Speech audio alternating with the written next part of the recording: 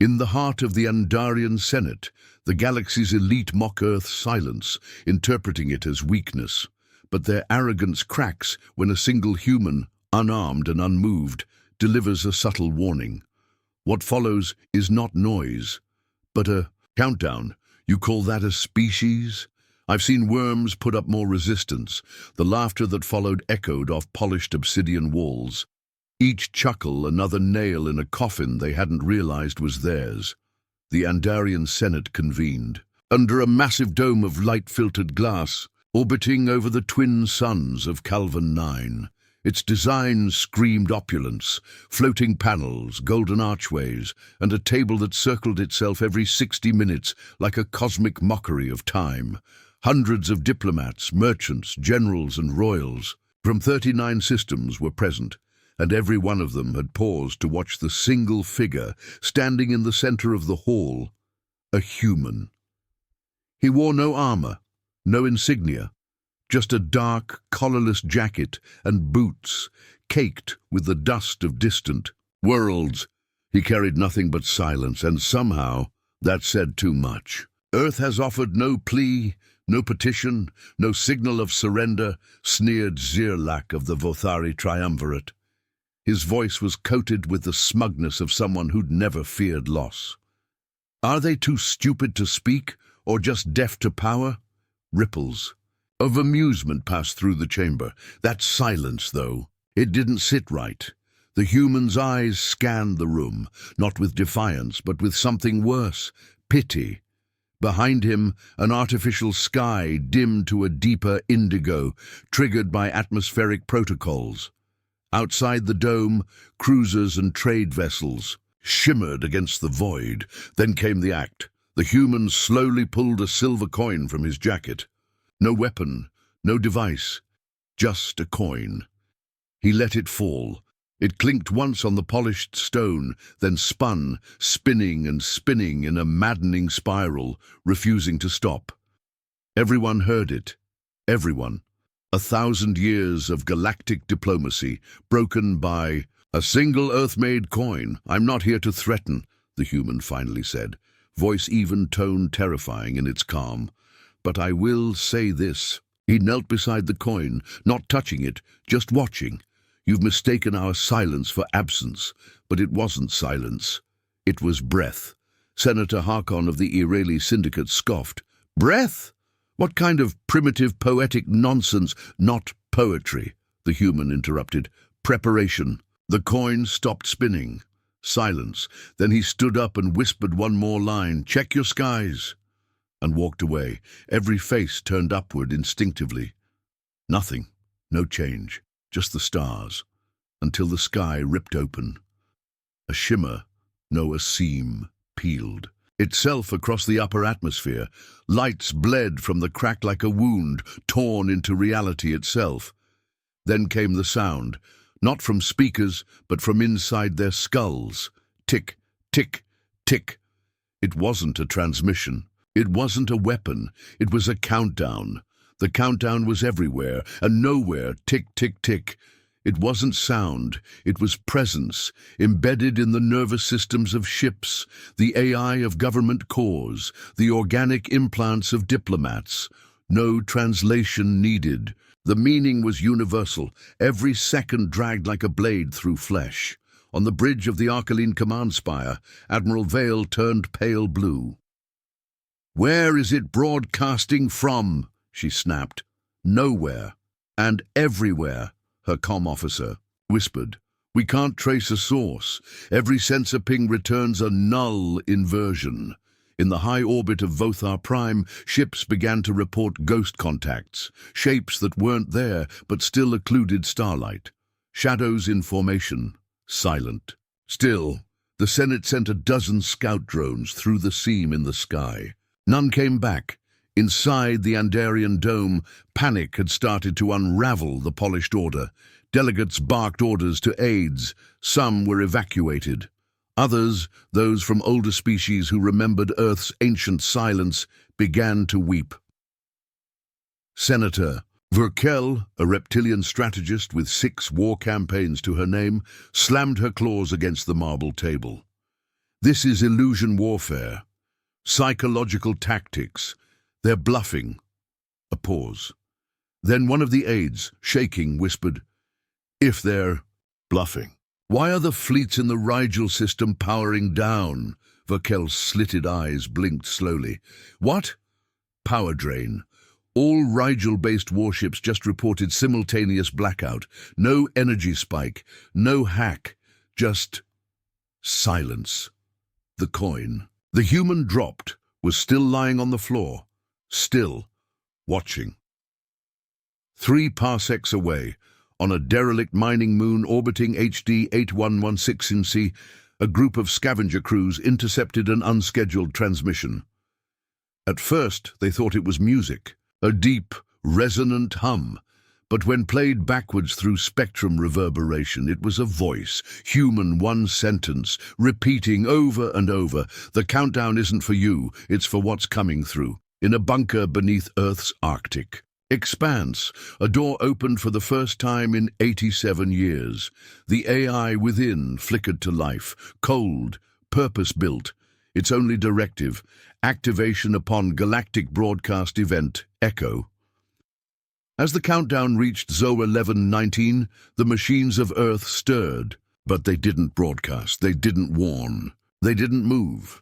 They listened, because it wasn't humanity that had triggered the countdown. It was something else. And Earth was just the first place it touched. In the galactic core, emergency protocols ignited across 14 systems. The Andarian Triumvirate declared it a threat-level prime, a status not used since the Nihil Plague. And yet Earth said nothing. No plea, no warning, not even a flicker of electromagnetic life. It just sat there. Still. Admiral Krylos of the Isari. Ascendancy stood at the observation deck of the Cradle's Fist, his massive dreadnought stationed near the Sol system's border. "Have we received a response from Earth's planetary net?" "Negative. All probes report 0 surface transmission. No heat variation, no orbital chatter, no electromagnetic activity. The planet is..." The officer paused. "Completely inert." Krylos frowned. "Earth can't be inert. They have weather systems." "Not anymore, sir." Krylos turned to the glass. Earth floated like a painting, blue, white, green, but unmoving, cloud systems frozen in place, oceans stilled like glass. Even the moon had stopped orbiting. "What in the stars?" he muttered. Then the clouds shifted. Not a storm, not wind, something beneath them, something vast. A circular ripple expanded outward from the Pacific Ocean, like pressure under skin. A pulse of tectonic motion, measured, patterned, deliberate. In the Arcaline spire, panic turned to dread. A hollow image of Earth floated mid-room, zoomed in. The surface was changing. "Is that a code?" muttered Councillor Veska. It was. Thousands of square kilometers of Earth's surface were rearranging, folding mountains, melting glaciers, recoloring forests. From orbit, it formed a symbol no known AI could translate. Old, mathematical, impossibly alien. "This doesn't look like a weapon," Veska whispered. "No," said one of the tech priests. "It looks like a lock." On the dark side of the moon, something blinked. Not a ship, not a beacon. An eye, a wide mechanical iris, opened across 300 meters of surface, then looked directly at the Arcaline dreadnought holding orbit. The dreadnought's crew began to scream.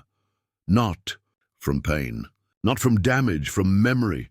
Their minds flooded with images, cities they'd never visited, people they'd never seen, wars never fought, human memories, human rage, human loss, like a torrent of ancient ghosts, poured directly into alien skulls. And then the countdown, still ticking, reached Z0943. Earth remained still. But now it had eyes, and the galaxy realized too late. The silence wasn't absent. It was an alignment. 8 planetary siege fleets now encircled Earth. Dreadnoughts from the Isari, the Vathari, the Tylink Syndicate, even rogue mercenary groups, over. 900 warships had arrived to enforce Containment Protocol Theta. Earth was labeled a galactic anomaly, a planetary-level artifact, a threat to cosmic equilibrium, but Earth didn't respond. It pulsed. The crust fractured in a way no planet should, not chaotically, not violently, but intelligently. Lines formed miles wide, perfect geometric seams, dividing the continents with surgical accuracy. In the Senate war room, a silence hung thicker than plasma fog. "Why aren't we firing?" barked Commander Rylor of the Vothari. "Because we don't know what we're firing at," replied the Andarian Archmage General, her hands trembling. "And because the last time someone fired without knowing," she pointed to the holofeed, "a destroyed fleet in the Trask corridor. 19 ships, obliterated, no impact registered, no source identified, just gone." Beneath the surface of Earth, under layers of crust and history and war-buried machines, the awakening had begun. Cities that no longer existed began turning. On old machines, centuries silent, lit with red pulses. Turbines turned under the oceans. What the galaxy had assumed were ruins were locks. Each tectonic shift activated a deeper layer. A single mountain in South America split apart, revealing a black monolith the size of a megacity, and it spoke, not in words, in emotion.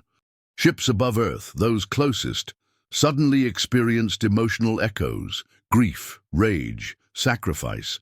A captain aboard the Tylinx cruiser screamed as he remembered a mother's final goodbye at the gates of a colony invasion. Not his mother, a human, one.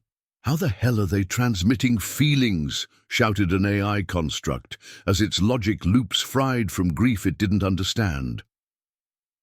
Inside the Arcaline command spire, Admiral Vale whispered the words no one wanted to say. "This isn't Earth's defense system. This is Earth's resurrection." Then came the low hum, not audible, not external, but every ship in orbit began vibrating, not from impact, from resonance. Earth was singing. A frequency low and ancient rippled across dark matter currents, a song composed not for the living, but for what was coming through. The countdown reached 080, and the seams in Earth's crust began to open like petals, not into the sky, but into space. The planet wasn't a battlefield. It was a door, and it was almost open. The order came from High Admiral Vale exactly 6 minutes after Earth began to shift. "Engage planetary suppression. Full force. Target coordinates, Trench Nexus, Northern Hemisphere." Across high orbit, 37 ships responded. The Cradle's Fist, Tylinx Prophet, Severance-class Lancer, and the Arcaline Empress aligned their firing vectors. Graviton lances hummed. Plasma cannons reached ignition. Void breach warheads, banned by council law, were armed in silence, and yet not a single finger moved. "Fire," Vale said again. Nothing. The crews hesitated, not from fear, but from the overwhelming wrongness. Pouring out of the planet, it wasn't dread, it was understanding, that every action they took was already accounted for, that Earth had planned for them long before they were born. The countdown on every system ticked past 8-6. Then the first volley fired. 12 beams of pure fusion light. Carved through the atmosphere, they vanished, no impact, no explosion. The attacks simply disappeared the moment they crossed 100 kilometers above the Earth's crust. Sensor logs didn't register interference. No visual corruption, no shielding fields. It was as if reality simply said no. Inside the Vothari Lancebreaker, an officer screamed, "I saw it curve. That beam, it bent around nothing." His commander stared at the monitor, pale. "That's not defense, that's perception control. Our weapons are hitting, but not where we think they are." In the Andarian Senate war room, chaos escalated. "I demand an explanation," bellowed Councillor Keshek of the Jevil Syndicate. "Earth is rewriting physics." "It's not," said a soft voice from the corner. Heads turned. A human stood there. The same envoy from before. No weapon, no badge, just silence. "You don't understand," he said. "This isn't new. It's not rewriting physics. It's just using the parts of reality you forgot about." "Forgot?" Keshek laughed, jittery. "We mapped the multiversal layers before your species discovered combustion." The human just stared at him. "Then maybe you should have mapped what was buried beneath them. On Earth's surface, the crust kept shifting, but not in collapse, in formation. Monoliths taller than cities rose upward in sequence, each humming. At a precise frequency, a shape began to form across the planet, visible only from orbit, a perfect moving sigil, not of war, not of language, of arrival. The trenches glowed brighter, and now they pulsed, a heartbeat, each throb echoed through subspace. Not a broadcast, not communication, a summon, and far beyond the local galactic cluster something heard it. On the edge of Council space, near the forgotten quadrant of Veshkala, a dark object began to move. It had no engines, no lights. It had been dormant for 17,000 years. It was not alive, and yet it woke up. One word burned across its inner chamber in blood-red light. Accepted. The object turned and began its journey to Earth. Meanwhile, on Earth, the final monolith clicked into place. From the North Pole to the depths of the Pacific, massive black spires formed a symmetrical ring of energy. At the center, the Mariana Rift, now open. Inside it, swirling like oil and starlight, was a gateway between realities. Not built, remembered, and it was remembering something old. The countdown ticked to 0507, then a ripple tore through. Orbit, a wave of time shift. Several ships blinked out, the rest felt it. Minutes passed in seconds. Seconds dragged for hours. Clock systems froze, others reversed. Some showed dates that hadn't happened yet. One captain reported seeing himself die before the pulse ended. High Admiral Vex stared at the mess of failing systems. Her voice cracked for the first time. "Send word to the Council. Earth is no longer a planet." A young officer turned slowly.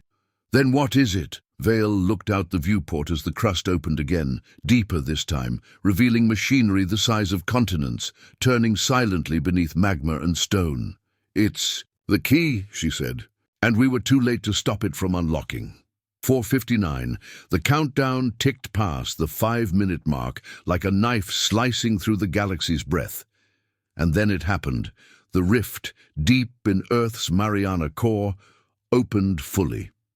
It wasn't an explosion. It wasn't a scream. It was a fold, a gentle collapse of space inward, like reality was sighing. Like the laws of physics had made space to allow something older to enter. The sky didn't rip open. It bent. Above Earth, the stars blurred. Constellations twisted. Distant suns blinked out of existence, not destroyed, just skipped. 1 second, they were there. The next, they had never existed. Inside the rift, a shimmer began. At first, the fleets thought it was a ship, then a city, then a creature, but every sensor read something different. To the Azari, it looked like a god from their pre-space mythology. 12-winged, wrapped in flame.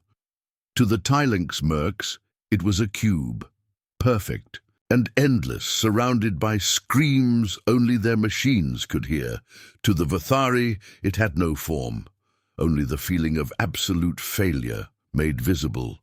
To humans, it looked like memory, every war, every sacrifice, every betrayal, folded into one colossal shape-shifting entity made of grief. The Cradle's fist sent a distress signal.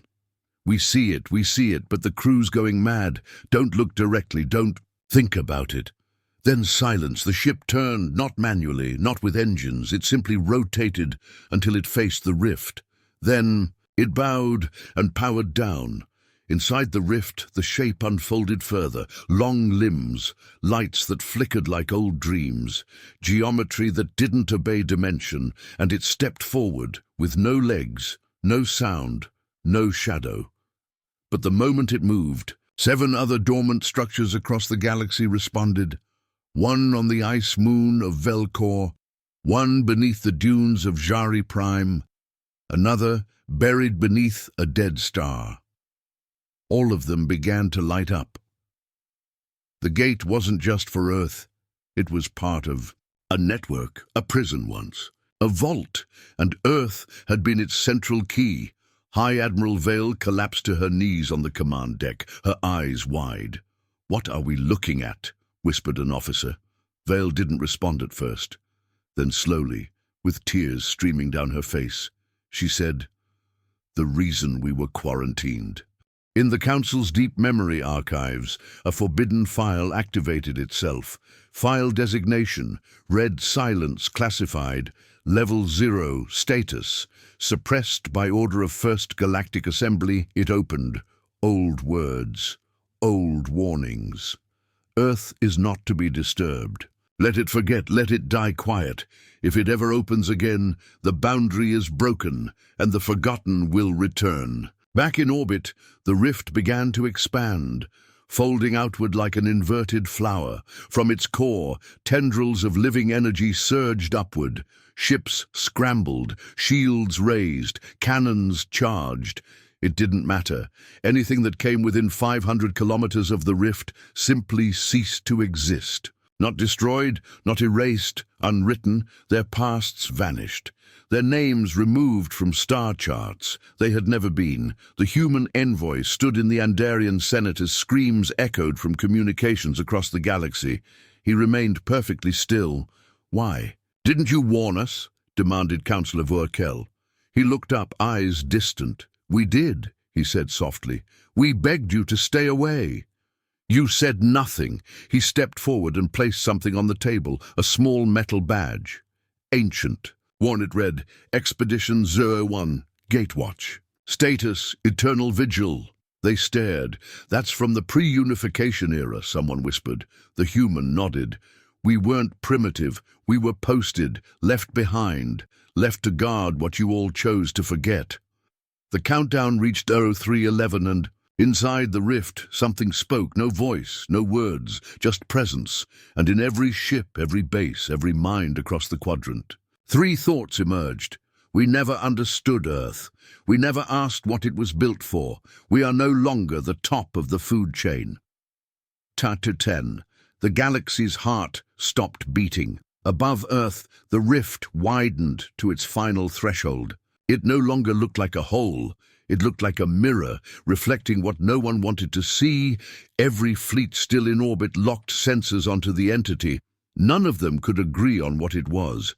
To the Tylink's AI cores, it read as a recursive paradox. Form invalids, input returns output, entity is made of no. To the Athari mystics, it was a child, a crying child made of stars, fire and bones. To humans, it looked like us, but twisted, burned, hardened. It wore a face that no one had seen in centuries, a face that had survived extinction. Aboard the Alkaline Empress, Admiral Vex watched in silence as the rift pulsed. One final wave surged from Earth, not energy, gravity. The gravitational signature flipped. Ships began drifting backward. Time slowed. For 6 seconds, the fleet's chronometers froze. Aboard one Vathari war cruiser, the captain aged 20 years instantly and turned to dust. Another ship, caught in the rift's edge, fragmented into pure light, then reorganized as a statue of itself in orbit, completely frozen in time. In the Andarian archives, alarms screamed. Systems across 6 sectors, including the Council's core worlds, lost star visibility. Not clouds, not interference. Their suns were simply gone. Blacked out, as if someone had spilled ink across the night sky. Councillor Keshek slammed his fist on the table. "What is happening to our stars?" The human envoy didn't flinch. He spoke calmly. "You gave us silence." Keshek turned, snarling. "What? You denied us voice, presence, respect. You labeled Earth as a primitive world. You mocked our silence, but silence is a shield, a memory, a lock. He stepped forward, gaze like steel, and you broke it. In the galactic outer rims, ancient AI outposts began transmitting final logs, rift signal detected, overlap confirmed, memory wave inbound, failsafe not engaged. We see Earth, we see the sky open, we see the ones that were sealed, the gates open, the name returns, memory has shape, it has hunger, and now it has direction. In orbit, the monoliths around Earth began to collapse inward. Not self-destruction, fusion. They joined, folding into one enormous construct in the upper atmosphere. The shape was familiar. A ship.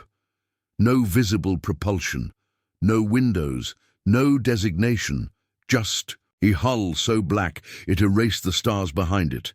Then for the first time a word was spoken. Not by voice, but etched into every ship's comm array across 100 systems. Archive unsealed. The message originated not from Earth, but from inside every human-built artifact in the galaxy, even ones the galaxy didn't know about. Hidden listening posts, stealth satellites, deep space tombs.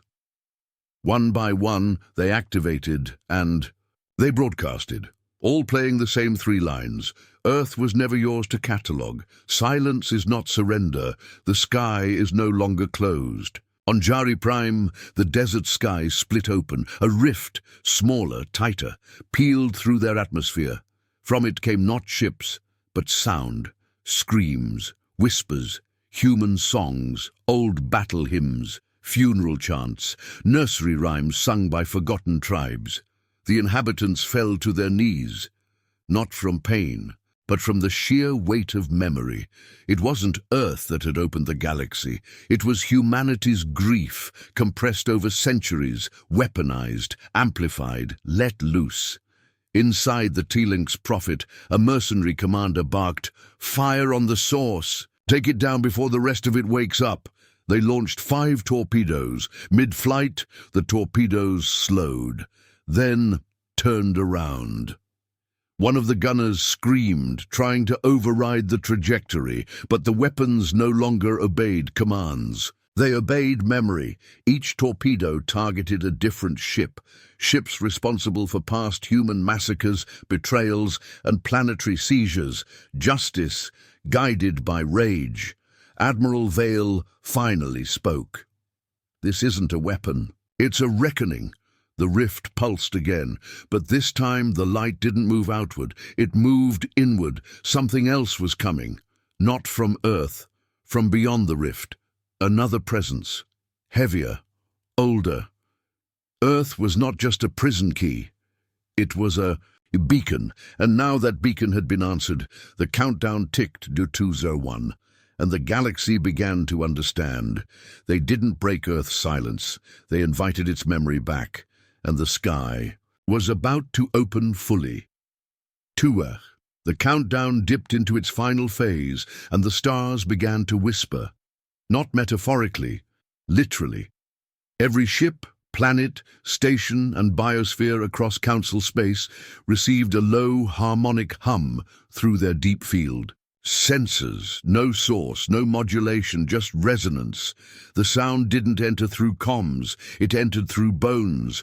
People dropped to their knees, clutching their chests, not from pain, but because they heard their name, not what they were called. What they were, species designations, genetic signatures, ancient bloodline echoes, spoken directly into their marrow. On the Vathari dreadnought Obsidian Carve, Admiral Krell heard it first. Eltor Krell, son of Lether, born in the fire.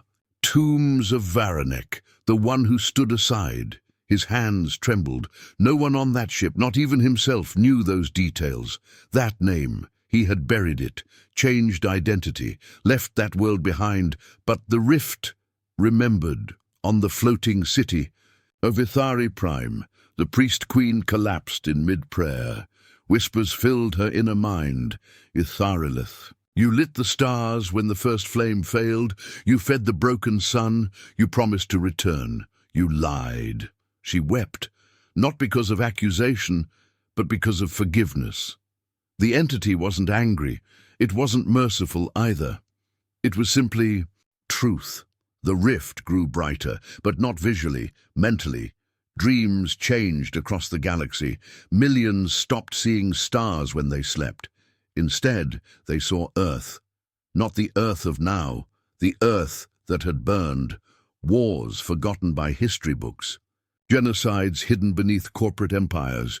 Colonies that died in silence. Whole cultures erased before they had names. The galaxy had looked down on humans, but the rift remembered all of them. In the Senate chambers, Councillor Vurkel stood paralyzed. Her 6 hearts beat erratically. A voice rang through her skull. "You broke the lock." She gasped, collapsing to the polished floor. "What do you want?" she cried aloud. "What is this?" The human envoy stood beside her, unmoved. "We never built Earth as a home," he said.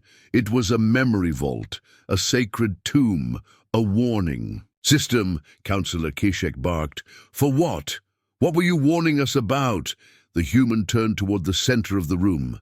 The lights dimmed, and every display across the chamber projected a single image, a planet, but not Earth. Something, older, covered in rings of bone, glowing with long-dead starlight, black spires circling its poles. The name beneath it was in no known language, and yet every being understood it instinctively. The first grief. The entity from the rift began to take shape. It wasn't a body, it wasn't energy, it was formless familiarity. For the humans, it looked like the silhouette of a man holding a flag on a ruined moon. For the Vathari, it appeared as a battle sister they had all lost long ago. For the Tylinx AI, it formed into recursive strands of logic they had deemed unsolvable. It was what they missed, what they feared, what they refused to remember. One by one, ships began shutting down, not by force, by choice. Commanders dropped weapons. Engineers stepped away from consoles. There was no surrender, just stillness. The silence Earth had shown for centuries was now spreading. In the inner chamber of the rift, something moved again. Not a creature, not a fleet, a name. It moved like a shadow through space. It was spoken not with words, but with realignment, as if space itself remembered who had touched it. Mankind, the ones who buried, the ones who remembered, the last jailers. The human envoy knelt. His voice shook for the first time. "It remembers us." Somewhere in the old human archives, buried in an offline storage pod in the Kuiper Belt, an ancient entry unsealed. "If the rift ever opens, do not resist. Do not explain. Do not run. Just kneel. And remember, we were the ones who closed it. We were the ones who said nothing.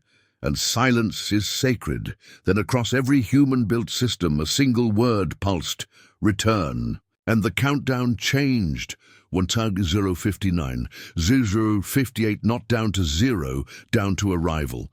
Because the entity that came through the rift was just the first 059, 058, 0057. Across the galaxy, time felt heavier, not slower, denser, gravity twisted. Light distorted. In far-off sectors, newborn stars aged 1,000 years in seconds. Moons cracked from pressure that didn't come from physical mass, but from remembrance.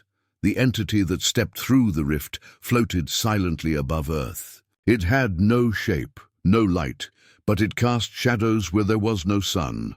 On every council world the same message looped. This is not the threat, this is the warning. You opened the gate, now it opens in return. Inside the Andarian council chamber, the human envoy placed a hand on the floor. His skin shimmered. Not human, not alien, something in between. Vurkel stared at him, whispering, "You knew this would happen." The envoy didn't answer. Instead, he looked toward the sky and said, "I hoped I'd die before it came back." On Earth, the crust stabilized. The monoliths now fused into a single orbital ring structure. It projected no light, no energy, yet thousands of ships still orbiting Earth reported the same system failure. Origin unknown. Power source, memory class compression field. Effect: existential. Nullification risk. The entity pulsed once more, and with it came a vision, broadcasted into every mind across the quadrant. A battlefield, but not in space. Not on any known world, a place older than matter, where time hung like rusted chains, where weapons were words, and soldiers were made of thought, bone, and grief. In that battlefield stood two forces. One, humanity, not as it is, but as it was, united in myth and madness, holding back an entity so vast it eclipsed galaxies. That other, a form that didn't move, didn't scream. It waited, chained, buried, left in the fold between timelines, and over it all, a phrase written in cosmic fire, bound by silence, kept by Earth, forgotten by the galaxy. The vision ended, and now the galaxy understood. Earth wasn't a rising force. It was a tombstone, a failsafe, a last lock, and now it had cracked. On the rim world of Vascari, observatories detected rift echoes, mirror distortions across 27 sectors. New anomalies detected, shouted an analyst, matching frequency to Earth rift. Multiple? Asked her commander. The answer came from the AI system itself. Incoming signatures, 17, rift classifications, class void, origin, nonlinear, intent unclear, emotion detected, starvation. One rift opened over the gas giant Nathan, another above the ocean world Myrex, then three more tore space open in uninhabited dark sectors, places once marked unsafe for colonization. All shared one feature. Each had ruins, ruins of unknown origin. Ruins. Once studied, then quietly classified. Now they burned with the same pulse Earth had. Admiral Veil watched in frozen horror. Her voice cracked. We didn't disturb a world. We cracked a network. What network? Someone asked. She stared. At the rift, then whispered, the silence web. A series of sealed systems, each placed to hold something ancient, something terrible. Earth wasn't the command node, it was the last one still functional, and now it had failed. The human envoy spoke again. Our ancestors didn't build Earth's defenses to protect ourselves. They did it to keep the galaxy alive, Verkel shouted. From what? He stared at her, not with anger, but pity. The ones beneath. In the rift, space shimmered again, but this time it didn't fold outward. It folded upward. A claw, impossibly vast, appeared from the dark, not mechanical, not organic. Something older, more concept than mass, made of screams, made of silence, made of punishment. It didn't attack, it simply reached, and as it moved, 37 stars across the galactic core blinked out, not exploded, not destroyed, removed, like memories, forgotten on purpose. The countdown reached 11:00, 10:00, 9 across. The galaxy, ships began praying. AI cores halted all logical processing. Mystic circuits screamed in binary tongues. Religious cults across 5 species self-immolated in ritual panic, and still Earth remained silent. Humanity watched. They didn't scream, they didn't run, they stood because they knew. The silence was never a weakness, it was a sacrifice. And now the debt was due. Just 8. 007. The countdown kept falling, but the galaxy had already fallen apart. In the central spire of the Andarian Senate, delegates screamed into dead channels. Fleets had gone dark. Time was bending like heat over iron, and above Earth, the rift kept growing. The limb that had emerged now curled through space, dragging streaks of unreality behind it. Planets near Earth experienced temporal fractures. Citizens aged decades. Suns dimmed for seconds. Ships forgot what they were doing mid-battle. The entity from earlier, the one who knew their names, had stepped aside.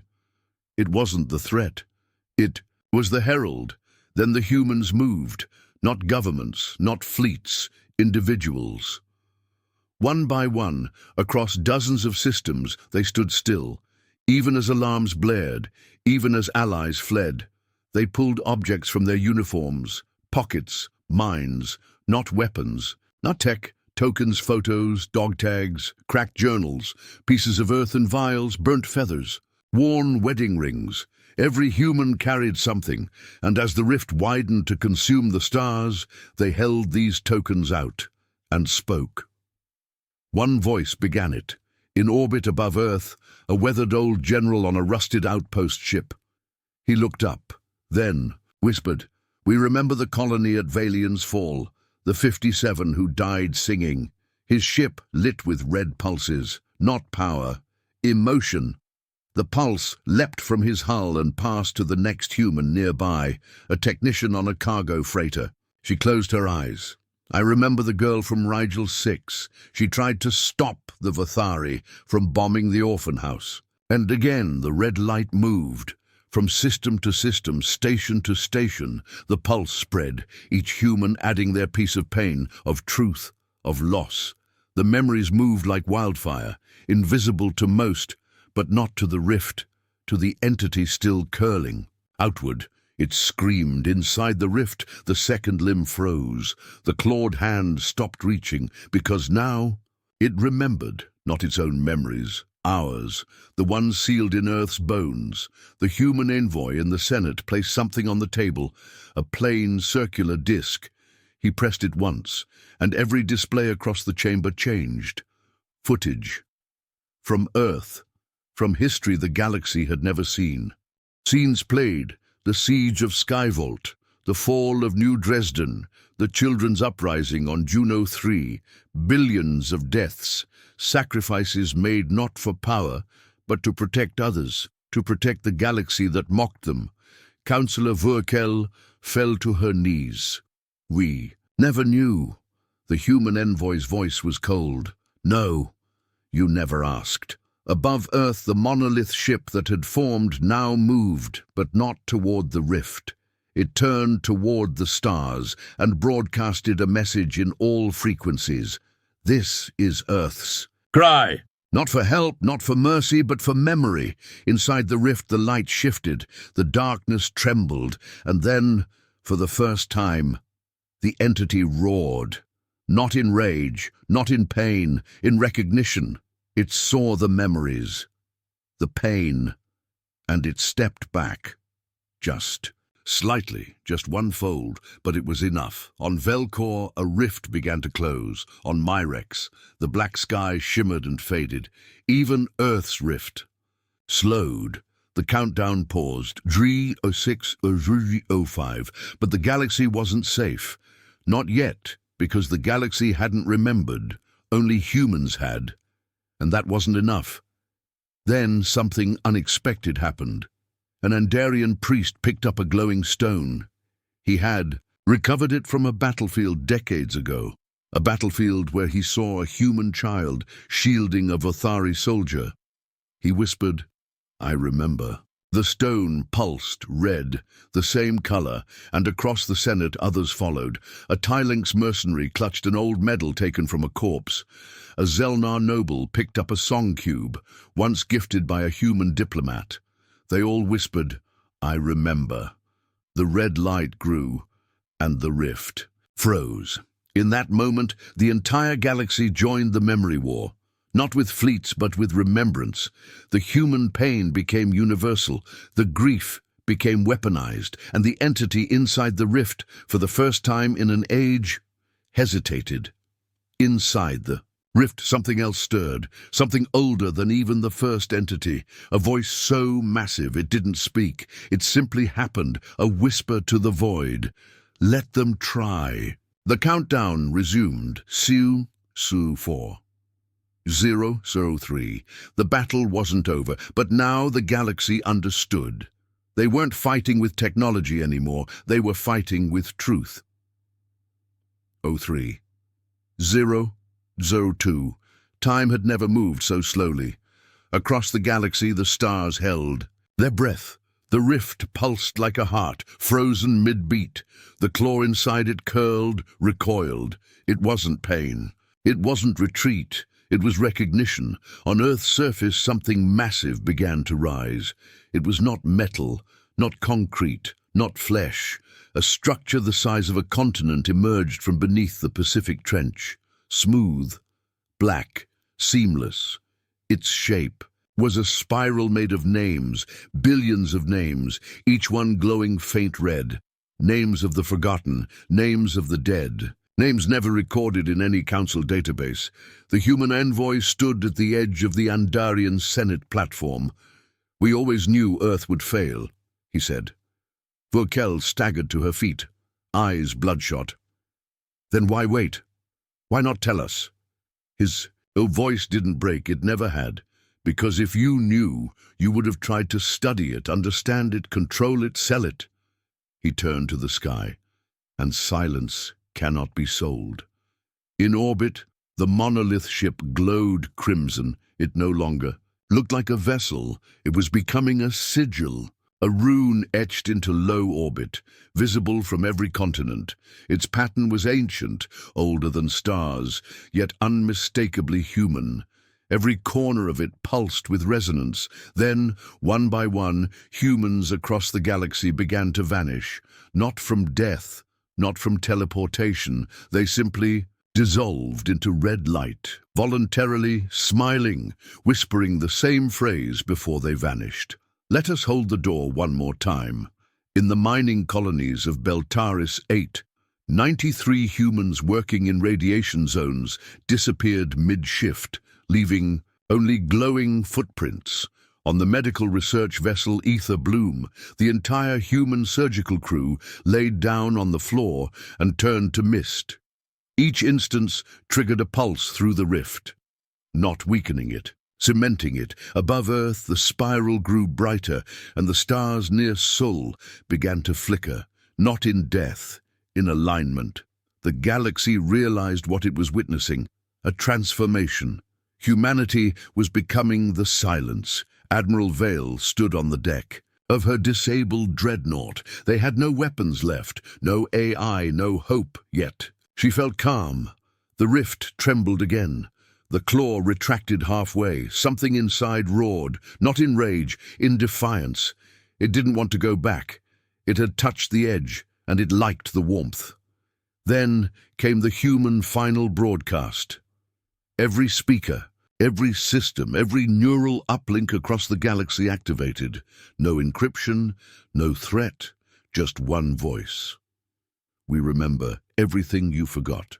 Every village, every child, every betrayal, every promise, every species that begged and died in silence. And now, we give you ours." The human envoy knelt. His form began to dissolve. First his hands, then his chest, then his face. And as he faded, he whispered, "We are the seal, not by force, but by memory."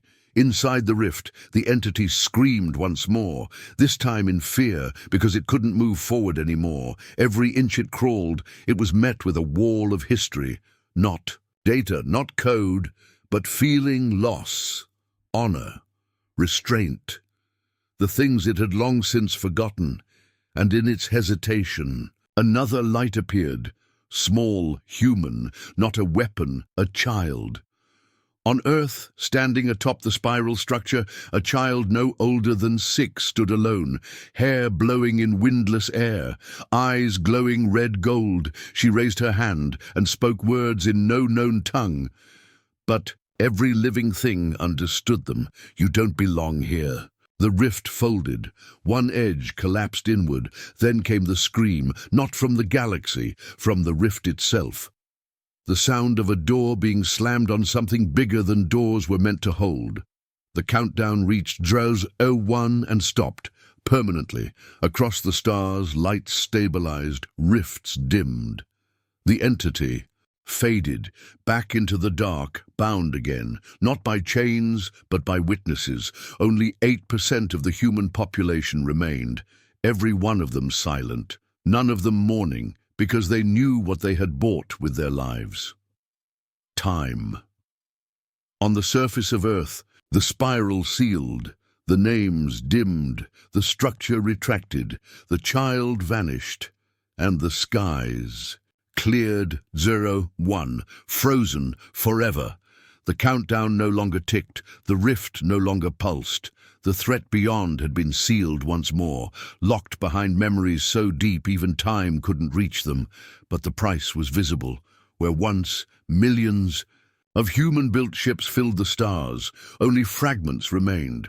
On planets, in stations, in mining belts and research outposts, empty uniforms lay folded, untouched, no bodies, no blood. Just absence, an absence so heavy, it changed the shape of presence itself. The Andarian Senate was silent. Councillor Vurkel stood alone in the chamber, where once voices had roared, accusations had flown, and laughter had mocked Earth's name. Now, nothing moved. She turned slowly to the center where the human envoy had once stood, gone. Only a faint scorch mark remained, not of heat. Of memory burned too brightly. She walked to the mark and knelt. There was no one to apologize to, so she did what the humans did best. She said nothing. On the outer moon of Caliph Z, Admiral Vale stood at a black memorial obelisk. It hadn't been built, it had appeared etched in a language never taught, yet every being who saw it read the words clearly. We said nothing, because we remembered everything. We fought no wars, because we were still bleeding from the last one. We smiled at the galaxy's cruelty, because we had to show you we could endure it. Now you understand. Now you know why we were quiet. In the aftermath, the galaxy changed, not from power shifts, not from technological revelations, but from humility. The mighty Vathari Armada returned home in silence, their banners rolled up, their colors dimmed. The Athari priest-queen declared 7 days of universal prayer, one for each core value humans had unknowingly honored.